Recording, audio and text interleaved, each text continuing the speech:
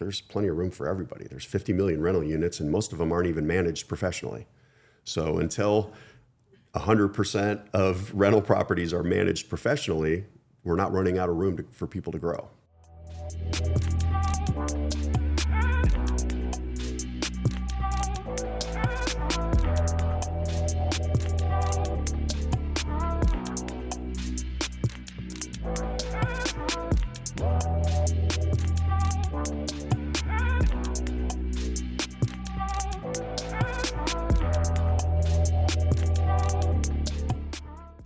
Welcome to another episode of the Profitable Property Management Podcast. I'm your host, Jordan Muela. Today, I have Dave Borden on the show. Dave, thanks for being here. Thanks for having me, Jordan. All right, man. Talking to you. I'm stoked. I've known you for some time. Haven't had this conversation. I'm excited to get into all things Rent, Vine, PMW, your background. But Dave, really, I want to know about the early days. I want to know about how you became an entrepreneur. Okay. Well, I was born in 1972. Is that far enough? My family business was property management growing up. I grew up in Colorado Springs area, and my dad was an entrepreneur, and he was investing in properties, flipping them, selling them. So we'd move into a crappy house and fix it up, and then we'd move out and rent it to somebody. We'd move into a new crappy house, and we did that about 4 or 5 times before my mom finally put her foot down and said, we need a permanent house, which I was grateful for. Luckily, they did keep us in the same school district. So after when I graduated, I went in the military. I went to West Point. When I got out, I flew helicopters for a while. But I always had that entrepreneurial itch. So I pretty much got out as soon as I could from the Army. And I went into business with my mom, doing property management. And while we were doing that, the economy was great. It was easy to rent properties, but then it turned sour. And that was when I started my first business, which was in the space, which was rentclicks.com, which is now rentals.com. And I was basically just looking for a place to advertise and couldn't find it. And so I had one of my classmates from West Point who's a good programmer. And I said, hey, do you think we can build a online rental advertising thing instead of using the paper? And I remember this is 2002. So it's 20 some years ago, and it just was nowhere. There was one company kind of doing it, and Craigslist had about 2 cities, like San Francisco, New York. So we said, hey, I think we can be the best at it. And we were, and we sold that business about 3 years after we started it for way too little. So little advice to those of you that have a good company. Even though it feels tiring, you may want to, we would have made an extra $50 million a piece had we hung on to that. You know, it's still made a lot of money since we left, even though it's no longer the category leader. But it sounds like it was a pretty good ride for 3 years. It was great. It was a lot of fun. And that was your first proper venture? Yeah, basically. I mean, I had a couple, I wouldn't complain too much. You know what? I helped my ex-wife do like an herbal pillow business online, which sounds kind of pretty feminine of me, but it helped me learn a lot of discipline about marketing and that kind of stuff online. So that obviously helped. But yeah, that was my first kind of real business. And who did you sell rent clicks to? Okay, I think it was Apartment Guide, which was the company was Prime Media, but it's actually, I think it's changed hands a couple times since then. But it was the leader in apartment advertising at the time. And were you looking to sell, or was it just an offer you couldn't refuse? Kinda. We were pretty tired. We had really gone hard for 3 years, just really hard. A lot, just you know the deal. Too hard. And it just exhausted us. And it's unfortunate because we could have, we should have paced ourselves a little bit. It was super fun. I had great partners. We got along and made good decisions together. And we were the best. We were number one in the category when we left. Then I got out of the industry for a while and did some stuff I'm not as good at. Dabbled in some storage and other things. Got into real estate. Got back into the property management industry with the current people I'm with, my partner, Jonathan Ewan. And yeah, he's fantastic. But we saw a need.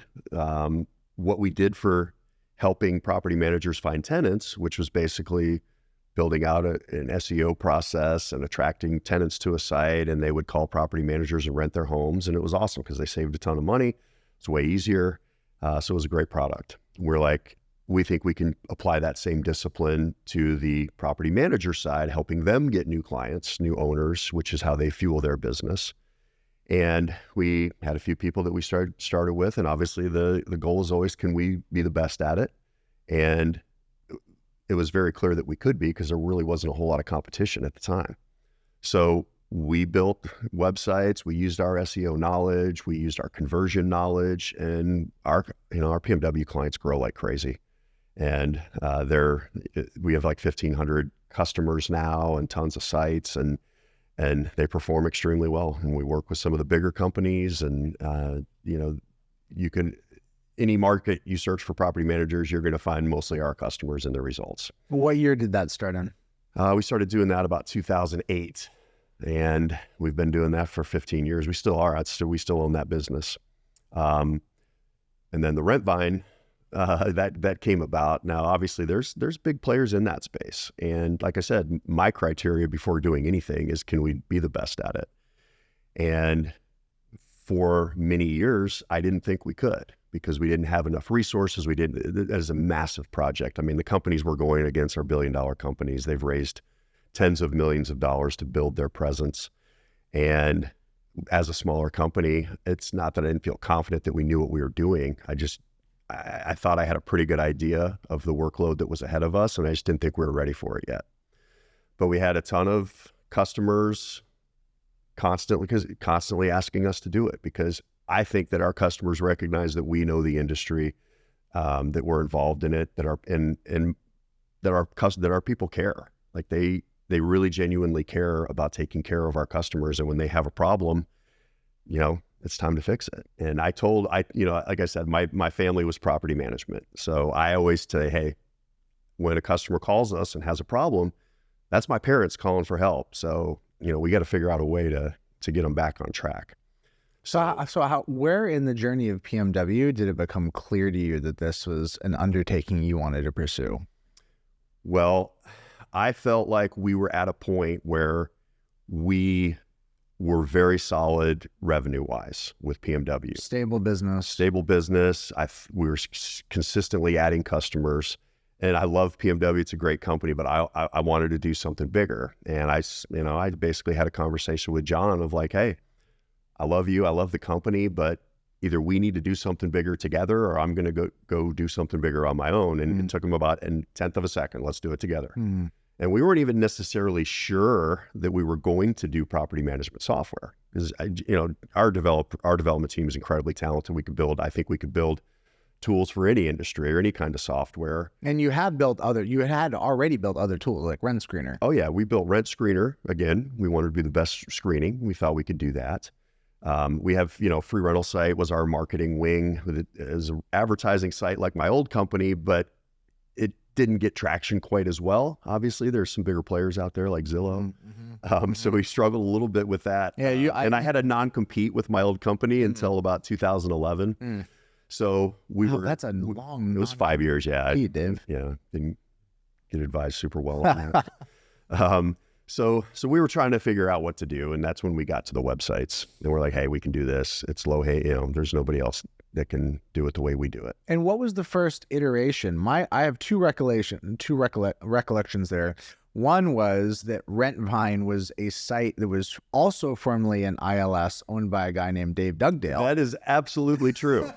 Okay, so a shout out to Dave. He was a competitor of mine back in the RentClicks days. He used to have a gossip column on his blog. Do you remember that? I remember Dave was a little eccentric. He is a real character. Yes, and he's always successful at what he does. He's kind of a lone wolf. He likes to do his own thing, but and I know that he was working pretty hard on like some solar project he was doing, and I just contacted him because, we know SEO, and Rentvine was an old seasoned URL with a ton of previous traffic on it in the industry, and it's easy. Rentvine, 8 letters. It's not hard to remember that name. Because it was the brand you wanted. It was a property that wasn't being actively used. I tried to get RentClicks back from the company that I said they weren't even using it. And I'm like, guys, you're not even using it as a redirect. Can we please get it back? And they didn't let me do that.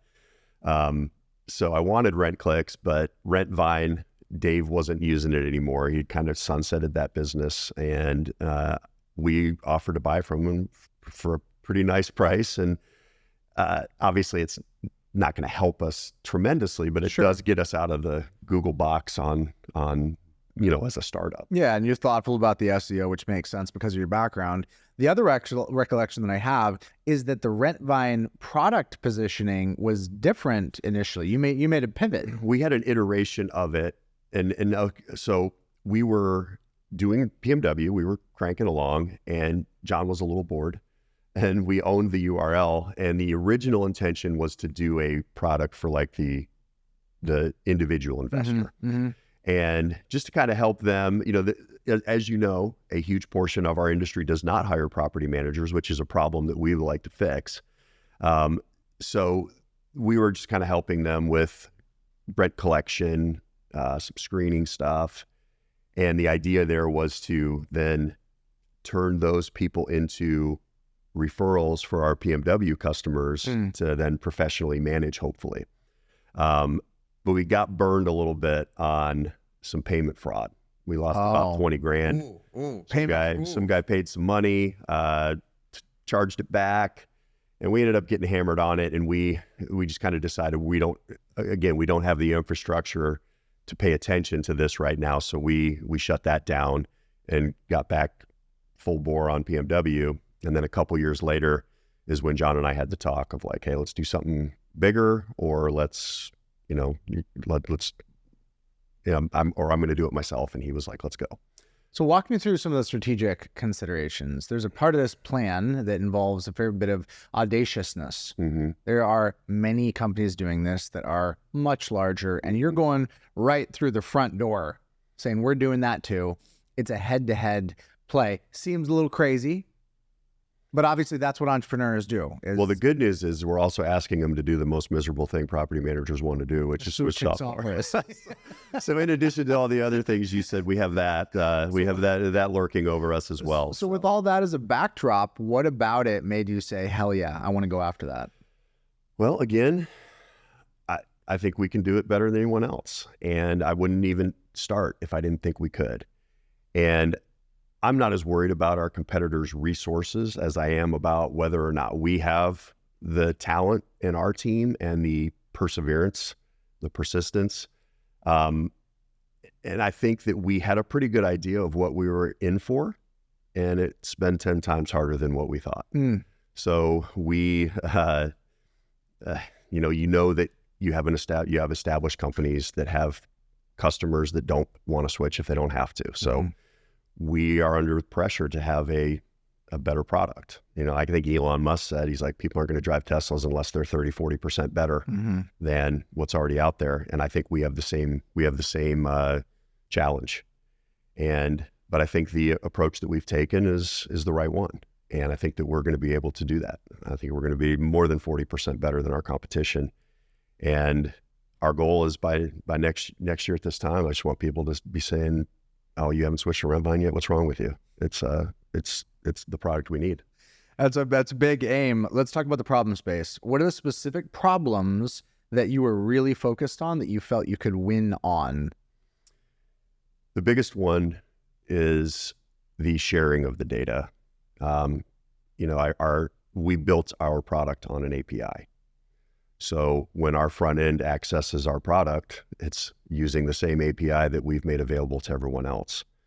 So the only way to really truly share data between software applications is through an API.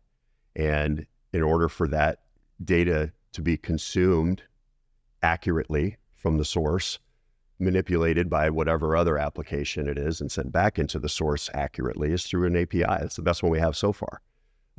So we knew that opening people's data to whatever program they want to use is the right way to do it. Now, that doesn't mean that we don't strive to have efficiency building products within the category inside the software. We have an e-signature product that is fantastic. We have maintenance that is great. We have screening, marketing. We have all those things. And I think we can build those pretty well, but I don't think that we're always going to be the best at it. And if we're not the best at it, I don't feel like we should preclude our customers from using a better product and making it easy for that product to talk to that product. So, I mean, we've had inspection companies and workflow companies like you guys and Aptly and some of the other people that they've built integrations that sometimes we don't even know about, because instead of having two companies have to get their dev staffs together and figure out the puzzle, use the API. And we just say, if you have a customer that wants to do an integration with somebody, go have them provision you an API key and build an integration. We have 10,000 or plus endpoints, so we haven't fully documented everything. But if somebody wants to do an integration and we need some stuff documented, we'll add that. We'll move it up in the list of getting it done. So, I mean, obviously we have great support. I think we have incredibly talented developers.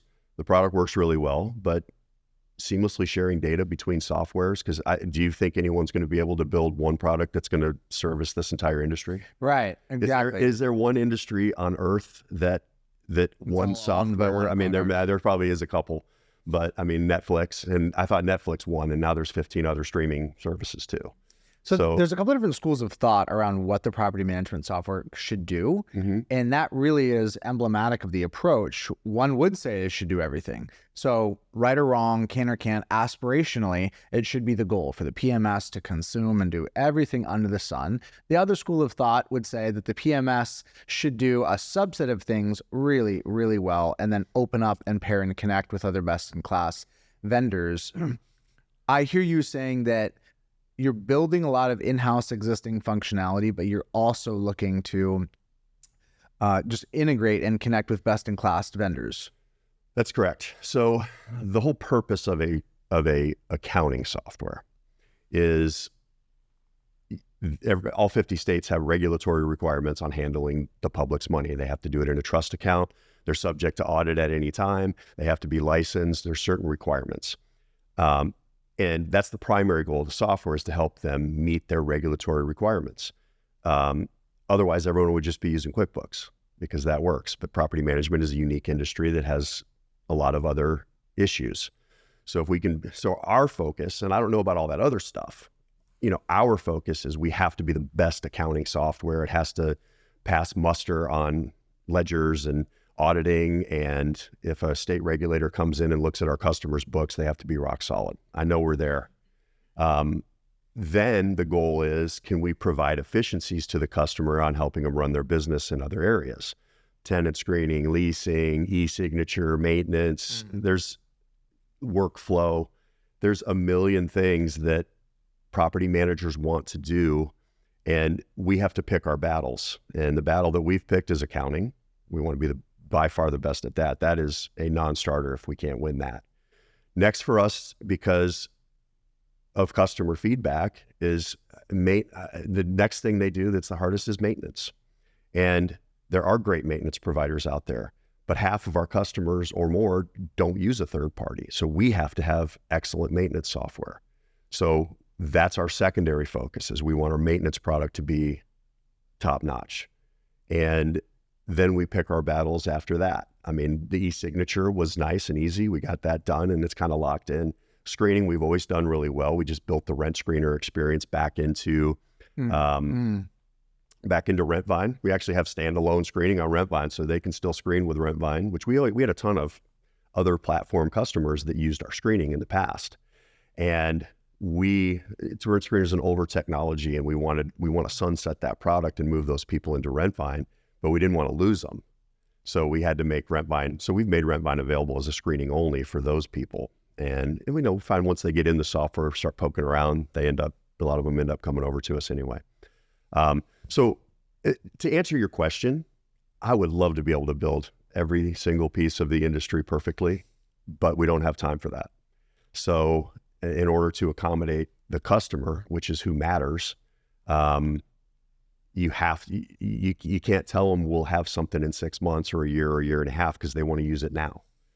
But we can have an integration in 6 hours or 6 days or however long it takes the dev staff of the company that you want to integrate with to build an API integration, and then you can use that part. Again, it's not our data, and I think that there's been a the industry's felt a little held hostage by the fact that they don't feel like they can use their data how they want to. Absolutely. And we wanted to make sure that we were the company that was going to free their data to be used by other applications however they want them to be used. The customer's in control of that, and we're not going to shut anyone down for, obviously if anyone's going to do an integration that causes us issues or breaks our software or something, we have to police that. But as long as they're using the software the way it's intended, the API the way it's intended, we don't feel like we don't feel like we have the ability to take customers' data that they're paying us to manage, where it and then cannot the go hostage with it, Sure. to where they have to use the products that we built that may not be as good as the products that somebody else built. It seems It's not their job. It's our job to build a better product, and if we can't, then they need to be able to use the other ones.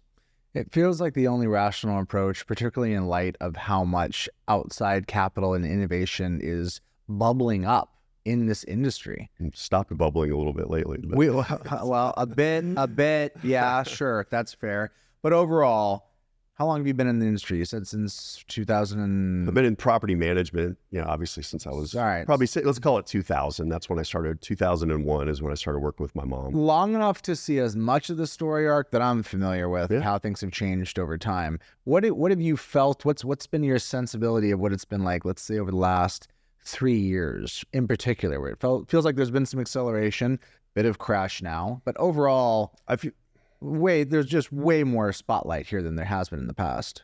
Well, I feel like the industry is pretty rapidly accelerated for the last 20 years, ever since I've been in it. The NARPM as an example, which, that's why we're taping this, is at the Broker Owner Show here. The first trade show I went to at an NARPM event, there were 5 vendors. It was like 3 tables and 5 vendors sharing the national conference. Maybe 50 people, 60 people there. Wow. That was almost 20 years ago. In Atlanta, there's probably going to be 1,000 property managers and a couple hundred vendors, maybe 100 at least. So, and it's grown gradually over that time. And I just think there's a lot of, it's an underlooked industry, and always has been, because our customers spend an absolute fortune, whether it's on real estate or maintenance or whatever it is. They spend a fortune, and there's just, every month if there's 50 million rental units that pay $1,000 in rent, that's $50 billion a month in rent. So, and that doesn't even include maintenance. So did I do the math on that right? Close enough. Someone's gonna check. A lot of money. All right, it's a lot. The maintenance is, they spend, 1% of the property's value on average is spent every year on maintenance. So if you have trillions of dollars worth of real estate, how much is 1% of that in maintenance? And then having the kind of Wall Street or private equity or whatever quest to be able to scale everything and be able to manage all of that. I think that's shed a lot more light on the industry. It's made it a lot easier for people to manage more properties with the same or fewer staff and be more profitable. And that was kind of the problem when I was in it early on, is it was extremely hard to be profitable. It still is, but it's becoming a lot easier as the software mechanisms are in place to facilitate and automate a lot of the formerly manual tasks. And also, as the sophistication and the IQ of the conversation has come up, what shifts have you seen in the conversation in our industry, abstracted from technology or any one specific vendor? What are just some of the shifts in thinking you've seen? Well, obviously, I think what I hear most from customers, from the property managers themselves, is that they're concerned about, institutional money flowing into the industry. And I tell them, like, that's not a concern. That's awesome, because it makes whatever you're doing more valuable. If there's a lot of spotlight on the industry, if someday you do want to exit, then there's going to be, 20 years ago, it was a lot harder to sell your business. And I don't know if the multiples are worth it for some of these people or not, but now I could rattle 10 people right now that are actively acquiring management companies. True. And so if they want to sell, there are buyers. So exiting your business is significantly easier when there's a lot more attention on the industry. The products that whenever there's money to be made in an industry, money flows into it to figure out a way to do it better. And I think that there's always going to be room for the small operator, and there's going to be the bigger operators too. And I think that's been the biggest worry that I have heard. And I just tell them, like, there's plenty of room for everybody. There's 50 million rental units, and most of them aren't even managed professionally. So until 100% of rental properties are managed professionally, we're not running out of room for people to grow. It does feel like that the concern about being disrupted has been overblown. It does feel like it's been a concern about something apocalyptic that just hasn't happened. And we're in a downward cycle right now, not necessarily for property management. And property management, I think, is flourishing. It's great timing. But for folks that are trying to raise a lot of capital to do something big and deploy it and roll up a market, et cetera, a little rougher. It just got a lot harder for sure. Yeah, it did. Well, for us, I mean, we have companies that are always reaching out to us, and we have funded the company mostly with our own money. We have raised some money from friends, family, some people in the industry that are smart, and so we haven't been as reliant on those external valuations. And we also have a very profitable business in PMW that has helped us to fund our growth as well. So we're not as concerned about the valuations, because I know they'll come back. That's just cyclical stuff. And I think fundamentally, if you're growing your business on plan and on budget, and you know what resources you need, that's the way to do it. So relying on the market to be robust and busy when you need money is not a good strategy. Sometimes it's the only strategy you have. I mean, it's an audacious task, what we did, but we've done it, I think, financially very responsibly. Not that our competitors didn't, but they had a lot more resources to tap into. So we feel like you need to get it profitable as fast as you can. Obviously, there's stuff we want to do. There's things we want to build faster than we are. Sure. There's salespeople that we think we can get to the market better, and marketing and all those things that we want to do. But the growth is pretty much where it should be right now.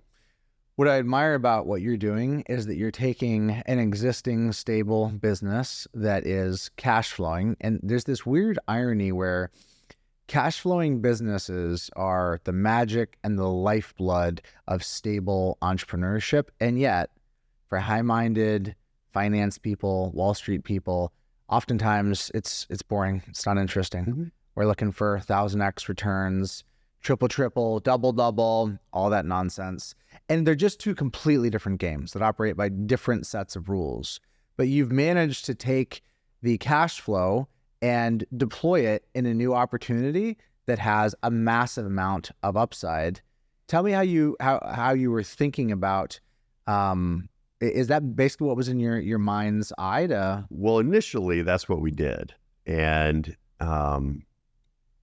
we were confident that we had enough there. But like I said, once we got into it, and like I said, I didn't think we had any illusions about how hard it was going to be, but obviously we did.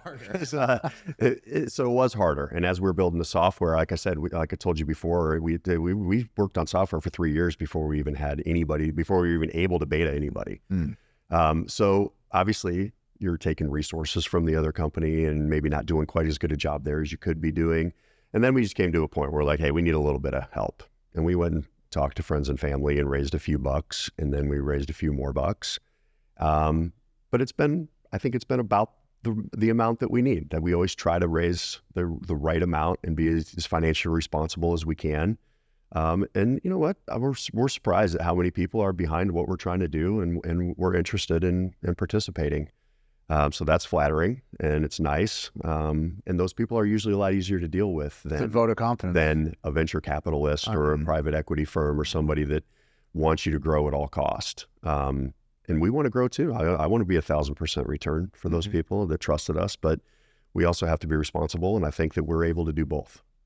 So you're kicking off a new game here that could last 10, 20, 30 years. You're starting something that has a lot of potential to really pull you in. I've started multiple businesses, and when I was doing so, it wasn't necessarily because I wanted to try things or the novelty of it. I'm just looking for a horse that's going to run as fast as possible, the longest, biggest race as possible. And I feel like I'm assuming this is it for you. You've identified, like, this is the thing that can really go all the way. My question for you, Dave, is what are some infinite games in business that are abstracted from money? What is like, what way of being, what thought, what orientation within the business gives you a lot of joy and fulfillment that is divorced from simple, ROI, capital returns? That's a pretty complicated question, Jordan. I've always gotten a pretty big thrill out of helping somebody grow their business, make it easier. And like I said, it probably goes back to some childhood stuff with my parents, and you just want to please them. You want to make them happy. You want to, get an attaboy. Yeah. And I'll tell you, like Jonathan in particular, you and my business partner, half the time I don't even really have to pay him. He just likes to hear people say, God, your software's awesome.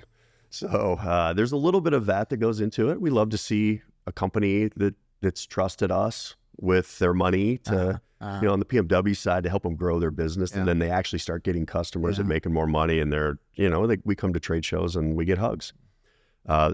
That's the same goal with what we're doing here. Obviously, we would love to make tons of money. But, there's only so much you really need. And the fulfillment is doing something that nobody else is, just doing it the best, being the best at it, and getting the recognition from the customer that, hey, this is good stuff that you guys are doing. And we're starting to hear that a lot. So it's, every entrepreneur needs a little bit of a chip on their shoulder. What's yours, Dave? I don't know. I've always been extremely competitive, and when I started my first business, we were the leader and we just crushed everyone, and we, that was fun. This time we're like the undrafted free agent coming into the game, and we want to go to the Hall of Fame. You're coming from the European League into the NBA. Yeah. So we think that we have the talent in-house and the pedigree to do what we need to do. And it's exciting to start to see it start to happen. But as far as like the timeline goes, we're in it for the long haul. Early days. I've already sold a business too soon and left a lot of money on the table. And also that business, I had an incredible team internal that could have run that company and we could have kept it. So, I mean, there's a million ways to exit a business, but that's probably what we're looking at for this one. Is we already have incredible people, and we have leadership. And if we ever decide we don't want to do it anymore, we feel like we have enough people inside that can take over. So we're definitely in it for the long haul. How do you get the most out of your team, Dave? Well, what we do, and we take care of our excellent performers. I think every single year on someone's work anniversary, we generally give them a raise. And if we misfire, we fire immediately. And what that does is, I think it fosters a culture of excellence that, it's a little bit, the people you're working with are excellent. And if you have an underperformer, they don't appreciate that. They don't appreciate seeing somebody that's not rowing, getting their paycheck on the same consistency that they do. I.e. dragging other people. So we bail immediately on people that are not a fit, no matter, for whatever reason. We take care of them, give them a nice severance. But our culture is one of, it's truly excellent. I mean, we've had one person quit in the history of Rentline. We've had some people that we moved on from. But like I said, we recognize talent and we reward it as best we can financially. And when we miss, we move on. We also, I think by example, we're doing the work. John is nobody can outwork John, period. I go to every single trade show that I possibly can. I'm talking to customers. I'm finding out what they need. I think the perception internally is that we're willing to do the work, and so are they. Mm. It's a nice environment. I'd like to take a minute to talk to the vendors that might be listening, folks that are new to this industry, that are coming up thinking that Okay. property management looks like a great group of people to target. My observation is that when we come here every year, there's a subset of vendors that are killing it. They're really balling. They're felt. There's other folks that are a little avoidant at their booth, hoping that somebody does not come talk to them, hoping people are interested in pens and swag. There's a wide chasm in effectiveness as a vendor in this space. I look at you as someone that I would say is, sometimes I make up, you're almost getting disproportionate credit relative to how many customers you have. When people go online and they say, what property management software you use? I see rent, and I'm doing the math and I'm like, I think I roughly know how many companies you guys have. It's not quite proportionate. So like something's happening there. What is it? I know some of it's probably the fanatical customer service. You guys have really cultivated a reputation. I think about people like Mitch Creighton, for example, that's like emblematic of like immediacy right now. What advice and what feedback do you have for vendors for what it looks like to create enduring value and to reap enduring disproportionate rewards? Okay, that's a great question. This applies to your relationship with your customer as well as it does to the relationship with, we just talked about with your employees and your people on your team. Is number one, genuinely care. And if you can't do that, just forget about everything else, because you can't. If you think for 1 second that someone can't tell whether you care or not, you're completely wrong, whether you're trying to sell them something or whether they work with you. So if you care about the lives of your employees and you care about the success of your customers, step one, okay? Then there's a lot of other stuff. So check that box off. If you got that, you're good to go. And eventually you'll get there. Then next is you gotta stand up in your booth. You gotta talk to people. You gotta talk to them as if you don't care whether they use you or not.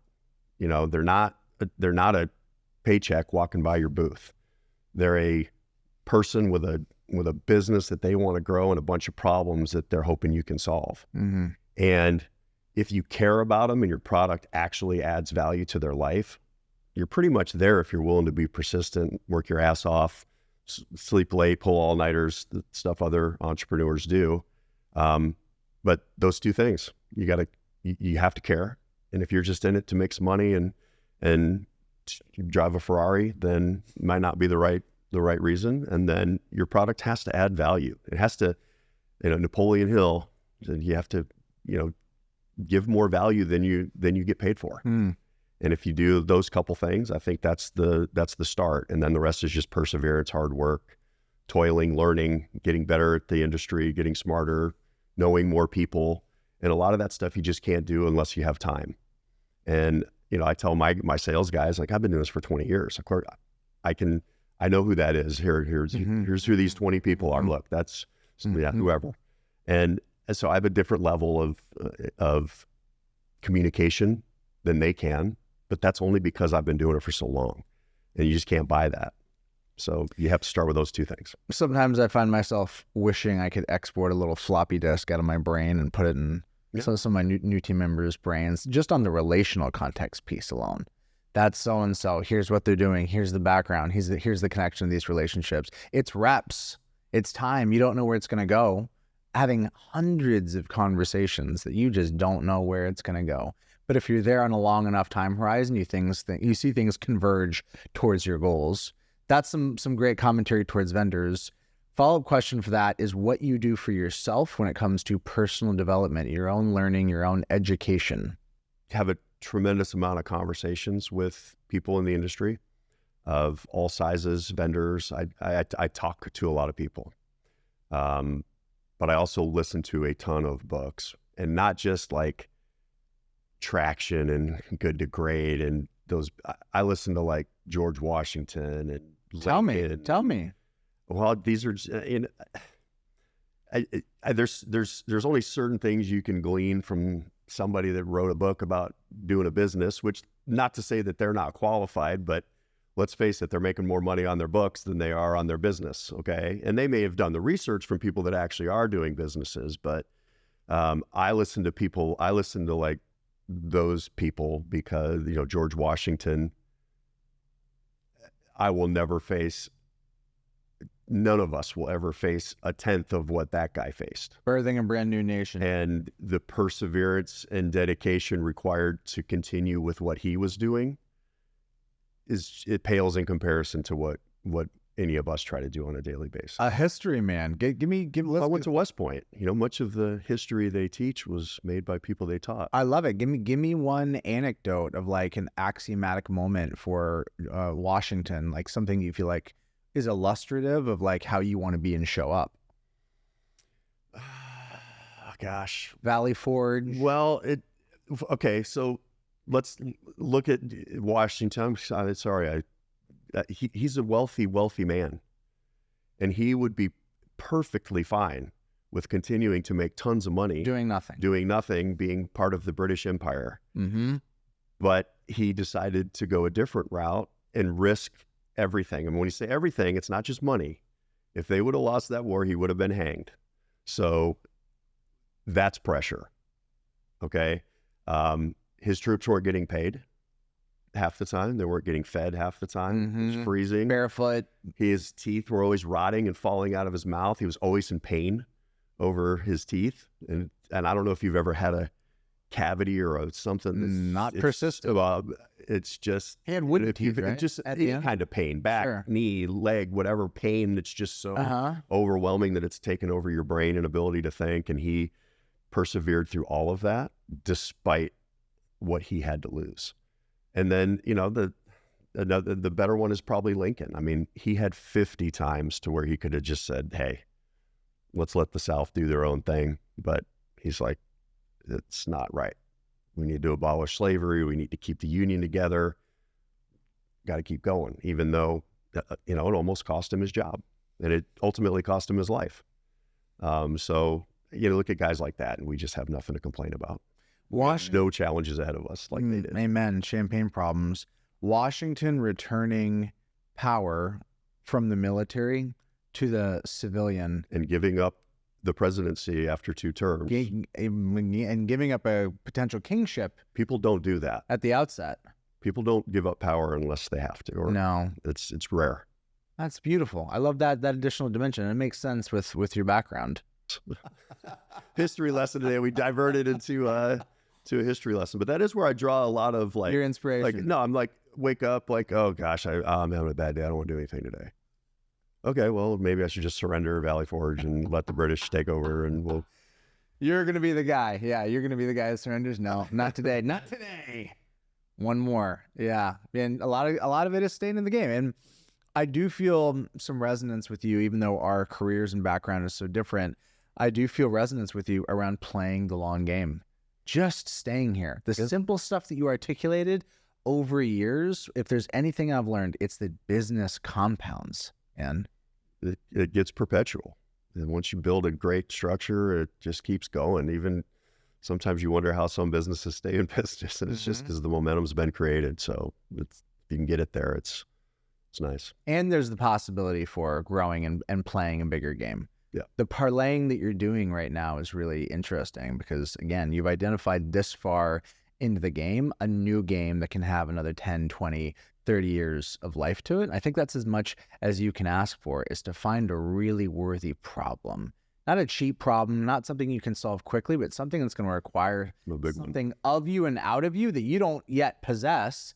But if you stick with it, you might be able to become the person that could like fully ride that horse to the finish line. Yeah, I'm not a good build for a jockey, but we're ready to. Well, John and I just told each other we've got at least 10 more years in us doing this, so we're gonna see where it goes. Yeah, I love that. So one of the things I wanted to chat with you about was your involvement with NARPM over time, which has been significant and considerable. And for both of us, it's been a huge gift, both relationally as well as for the business.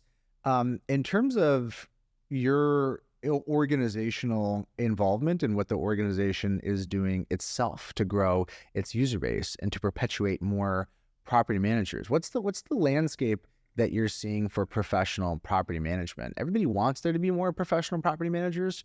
Are these numbers going to move, man? Do you think we're going to see some shift here? You mean in the membership roles, the growth? Membership roles, but I guess I would open it up just more broadly to a transition towards a higher percentage of true professional property managers. It's the lamentation of our industry, self-management, et cetera. I'm curious to get your take on what you see is really going to actually shift that long term. Well, as with any industry, there's always going to be people that do it better. And whether you're an attorney or a real estate agent or a teacher, Sure, or whatever it is, there's people that do it better. As far as NARPM goes, I think that the training and just the ethics alone. So back to my story, I was always a good guy, but I wasn't, I didn't, when I went to West Point and had ethics crammed down my throat, whether I wanted them or not, it changes who you are. And if there's certain people out there floating around in the industry that think it's okay to do certain things, it's not. And I think the ethics alone makes NARPM absolutely worthwhile. In order to thrive and grow, then it's like the software. You have to do the accounting well. You have to do ethics well. Now, what else can you build into it that's going to bring value to the people that are operating in the industry? And I think they've, for the most part, done a pretty good job of that. I always think they could do more. I think, I don't know what the number is, 15 or 20% of property managers are NARPM members. I would love it if 100% were, because I'd make a lot more money because they'd be here at the shows. The shows would be a lot bigger. I don't think it's 15 to 20%. I think it's less. Yeah. Oh, I mean, we find new 2,000 unit managers that we've never heard of before all the time. And I'm like, why aren't you going to NARPM? How have we never heard of you? It's so profoundly helpful. So I think the industry is going to continue to grow. Like I said, there is somewhere between 70 and 80% of people that own an investment property that don't hire a property manager for whatever reason, whether they don't trust us, they think it's too expensive, or they just don't have any knowledge of the industry. That's going to change. I think politically, we see a lot more pressure on landlords to make less money, to be nicer to tenants, to, legislatively it's being made harder to be a landlord. So I think that our customers are going to gain, either those people are going to sell those properties or they're going to turn them over to a professional because they don't want to deal with not only the hassle, but the potential of losing everything through legal and lawsuits and that kind of thing. So there's literally unlimited growth in the industry when 70% of it doesn't hire a manager. So whatever the industry has now, it can get that much bigger over time. And I think everyone's finding newer, better ways to make money. And as the business becomes more profitable, more money will flow into it. Bigger, better software will be built, and they'll be able to do their jobs faster and stronger. It's like any other industry that has a ton of money, banking, Wall Street, the technology comes in and things get automated and profit margins go up. That's going to happen. It has happened over the last 20 years. It's going to continue to happen. So I think it's a great industry to be in, and it's getting better. Let's wrap on legacy. Dave, what do you hope to be remembered for in the industry? That I cared and I brought a lot of value, and the stuff that we did was meaningful, and hopefully it'll last long beyond me. So that's it. I said I care, and we want to be the best at what we do, which is beneficial for our customers. You've got a good track record thus far, if that's your aim, and I'm confident it'll extend into the future. Appreciate the contributions that you're making, everything that you're doing, and that you're playing a big game, man. I like being with people that are playing big games, and I appreciate seeing you doing that, brother. I appreciate your time. These help a lot. Thanks for coming on. Yep. Take care. Until next time. Yep. Jordan here, asking you, what do you got? What is a question you want to ask me? Can you stump me? Can you throw me something hard, perplexing, vexing, something you feel tied up in knots with? throw it at me.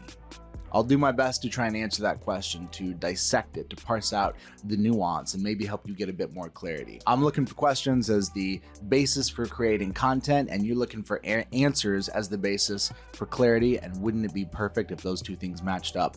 Drop a comment, send me an email, jordan@leadsimple.com. Let's stay in the conversation. Peace.